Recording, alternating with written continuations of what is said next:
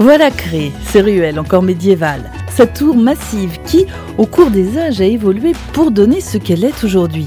Une forteresse puissante nantie d'un bouclier de pierre, un château primitif devenu tour-donjon sentinelle.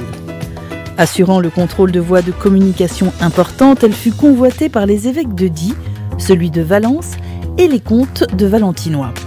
Cette tour emblématique de la ville, elle a été modélisée par Michael Palatan d'E Village Factory.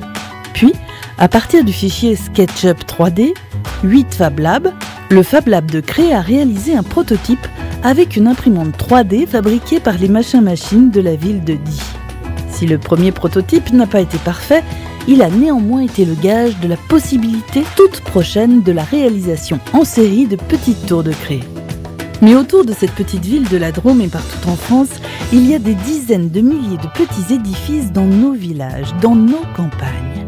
Il n'y a pas un pays au monde qui s'est autant investi dans la restauration de son patrimoine ancien, qui a redressé autant de chapelles isolées, autant d'églises médiévales ou d'autres plus tardives. Il y a tous ces ponts que nous traversons et qui constituent pour nous des édifices auxquels nous sommes attachés. Il y a tous ces éléments du petit patrimoine, des puits, des norias, des capitelles, qui tirent leur magie de leur caractère unique.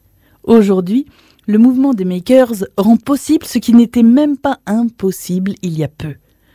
Chacun de nous peut, aujourd'hui, faire réaliser une maquette de l'édifice qu'il désire voir sur sa cheminée, sa bibliothèque ou sa table de chevet. E Village Factory, 8 Fab Lab. À bientôt!